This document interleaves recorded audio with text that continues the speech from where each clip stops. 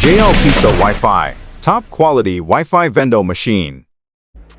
So hello guys, so tuturo ko sa inyo kung paano mag-disable ng Kiox Mode para mapasok natin yung system ng machine natin, no? So pipindutin lang natin si power button ng 2 times plus volume up. So punta tayo doon sa likod ng machine natin. Buksan lang natin. So ayan, kung makikita nyo, nandito yung power button and then nandito yung volume up. So kabilaan dulo lang yan. So click lang natin si power button ng 2 times plus volume up. So 1, 2, volume up. Then makikita natin sa harapan ng machine natin na magiging ganito na siya. So naka-disable Kiox Mode na siya. So pwede na natin dyan i-edit yung mga dapat natin i-edit sa machine. So ayun na guys, tuturuan ko yung ngayon mag-edit ng mga rates natin, no? After disable Kiox Mode, so ito na yung lalabas sa screen natin. Ulitin natin, 3 dot ulit. Click lang natin. And then punta tayo sa e-load products. So dito makikita natin lahat ng mga network na meron tayo sa ating mga machine. So nandiyan yung GCash sa pinakababa kung gusto natin siyang i-edit. And then nandito naman yung mga services ng ating mga products, e-load products. For example, sa Globe, click lang natin kung may gusto tayong baguhin natin yung tubo, pwede naman dyan, click nyo lang kung anong gusto nyo dyan. Then pwede natin i-adjust yung tubo kasi 600, 610 yung tubo. So ganun lang. So nasa sa inyo na kung gusto nyo baguhin yung e-load na tubo. Kung namamahalan kayo, pwede natin baguhin. So sa GCash, nasa pinakababa siya. Click lang natin. So hanggang 1,000 lang siya, no? So pwede kayo mag-add hanggang 5,000. Pwede yung lagyan ng 2,000, 3,000, 4,000 at 5,000. So remind ko lang guys, no? Sa GCash Cash In, 1,000 pababa, meron tayong tinatawag na system charge na 2 pesos for every transaction.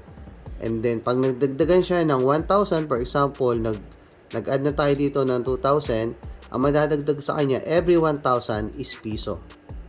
No? Kunyari, nag-cash in si customer ng 2,000, ang magiging system charge niya is 3 pesos. No? Nadadagdagan siya every 1,000 ng piso.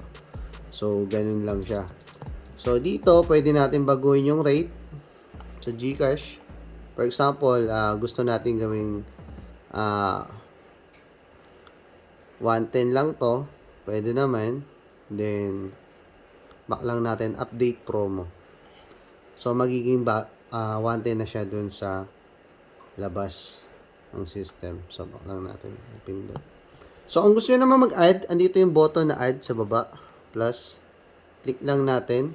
So, for example, promo keyword GCash 2,000. Kaya mag-add tayo ng 2,000. 2,000. Then, back lang natin. Price, sabihin na natin na nasa inyo na kung magkano tubo. 2010.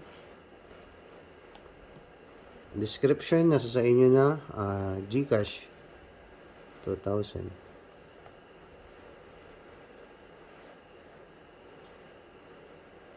Kaya natin capital para maganda.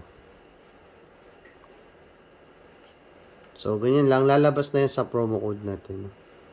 Display order, kung saan natin makikita, siguro, yan na. 0. Pinakaunahin yan pag 0. So, add promo. So, new e-load product rated. So, ganun lang mag-add guys. So, tingnan natin kung nagawa talaga siya.